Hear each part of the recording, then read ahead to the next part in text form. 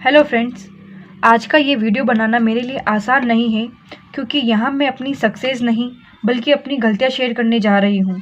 RPSC second grade 2025 exam ने मुझे ये सिखाया कि सिर्फ मेहनत काफ़ी नहीं होती जब तक डायरेक्शन सही नहीं हो। मैं ये वीडियो इसलिए बना रही हूँ ताकि जो गलतियाँ मुझसे हुई हैं वो आपसे ना हो।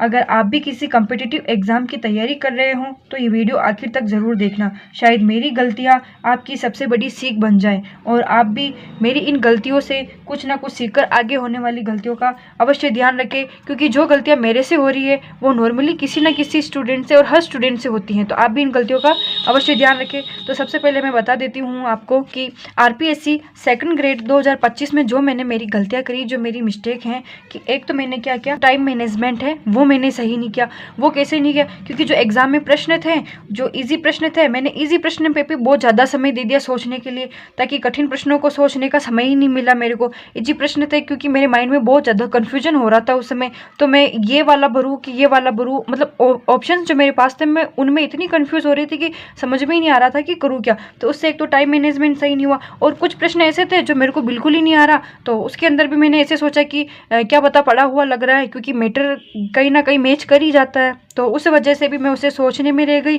और इसकी वजह से वो क्वेश्चन भी मैंने कर दिए और वो भी मेरे गलत हो गए। ठीक है, तो एक तो सबसे पहले आपकी जो गलती है वो आपकी है टाइम मैनेजमेंट, ये बिल्कुल सही होना चाहिए। सेकंड जो गलती थी मेरी, वो मेरी गलती थी पीवाईक्यू। मैंने क्या किया, एग्ज़ाम की प्रिपरेशन भी करी थी और जो मेरे से हुआ उतनी मैंने तैयारी करी, लेकिन मैंने पीवाईक्यू बिल्कुल भी नहीं देखे। मुझे पता ही नहीं कि क्वेश्चंस का पैटर्न क्या होता है, कैसे क्वेश्चंस आते हैं, कहाँ से क्वेश्चंस पुट आउट होते हैं, मेरे को ये बिल्कुल भी नहीं पता, क्योंकि मैंने पीवाईक्यू तो सोल्व किए नहीं थे, तो मुझे इसके बारे में बिल्कुल भी पता नहीं। तीसरी जो मेरी मिस्टेक थी, राइट स्टडी मटेरियल। ये अक्सर स्टूडेंट की गलती होती है। पढ़ाई सभी करते हैं, आप भी करते हो, मैं भी करती हूँ, लेकिन क्या होता है कि अपन जो स्टडी मटेरियल अपना है वो अपन सही से नहीं चुन पाते हैं। मैंने क्या किया कि जैसे टेलीग्राम पे कोई नोट्स आया उससे मैंने पढ़ाई कर ली, मेरे पास बुक्स अवेलेबल थी उनसे पढ़ लिए, कहीं कोई पीडीएफ आ गई, कहीं कोई नोट्स आ गए तो मैंने उनसे भी पढ़ाई कर ली। तो इससे भी मेरा क्या स्टडी मटेरियल था जो वो सब मिक्स हो गया।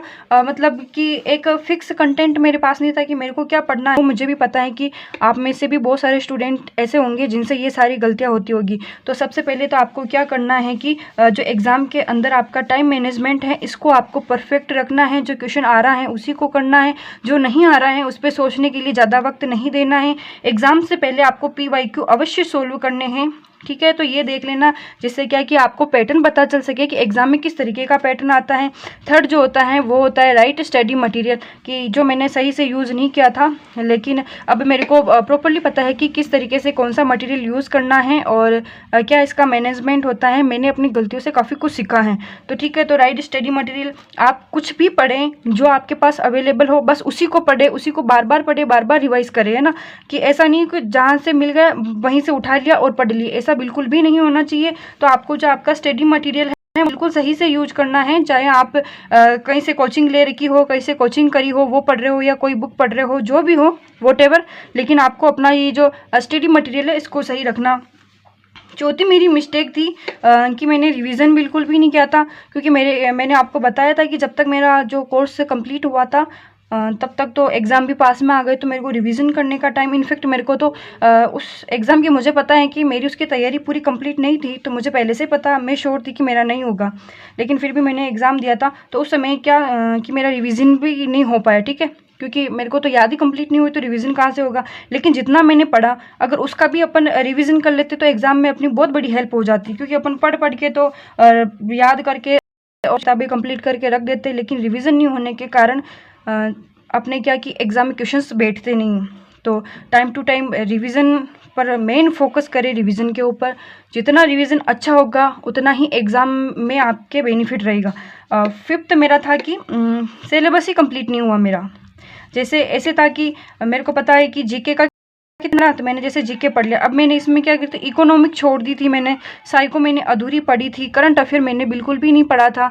तो कुछ सब्जेक्ट ऐसे थे तो मैंने इसमें ध्यान नहीं लगाया इतना, कि मुझे लगा कि अगर मैं सिर्फ जीके को पढ़ लूँगी और ये नहीं भी करूँगी तो मेरे तो क्या सिर्फ 40% चाहिए, तो इतने तो मेरे आ ही जाएंगे।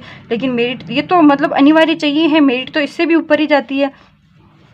तो मैंने क्या किया कि सिलेबस कंप्लीट नहीं हुआ और जो कुछ मेरे पास था उसमें से मैंने कुछ पढ़ा और कुछ मैंने छोड़ दिया। मेरा टाइम मैनेजमेंट बिल्कुल भी सही नहीं था।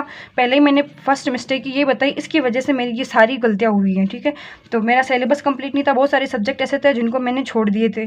फिर था कि ओवर थिंकिंग मेरी ये रही कि चलो ठीक है, जीके पढ़ लिया तो ये तो मेरा हो ही जाएगा कि जीके के जितने भी प्रश्न आएंगे वो तो मैं बिल्कुल सही कर ही दूंगी, उसके बाद में जो बचेंगे उनको देखा जाएगा, कुछ ना कुछ तो मेरे को आ ही जाएगा, ठीक है। तो ये सब रिवीजन नहीं करना और स्टडी मटेरियल सही चूज़ नहीं करने की वजह से ये ऐसा मेरे एग्ज़ाम में सारे क्वेश्चंस इधर उधर हो गए थे। इनफैक्ट ऐसा नहीं कि सारे गलत हुए, बहुत सारे सही भी हुए थे, लेकिन जो चाहिए था वो नहीं हो पाया, ठीक है। तो ओवर थिंकिंग अपन को नहीं करनी है और किसी क्वेश्चन अगर नहीं आ रहा ना तो चलो ठीक है, छोड़ दो उसको, वही कि मेरे को नहीं आ रहा, उसके ऊपर इतना डीप मत जाओ, इतना दिमाग मत लगाओ कि वो क्वेश्चन अपना गलत हो जाए। नहीं आ रहा ना तो वही उसको छोड़ के आगे निकल जाओ। ये ऑप्शन बाकायदा अपन को दे रखा है, वो आप फिल कर सकते हो, कम से कम माइनस मार्किंग में नंबर तो नहीं कटेंगे, ठीक है। फिर एक आता है नंबरिंग पार्ट्स, फिर भी मेरी मतलब बहुत ज़्यादा मिस्टेक हुई थी, बहुत ही ज़्यादा। नंबरिंग पार्ट्स के अकॉर्डिंग मैंने अपनी तैयारी को किया था कि कौन सा पार्ट कितने नंबर का आएगा।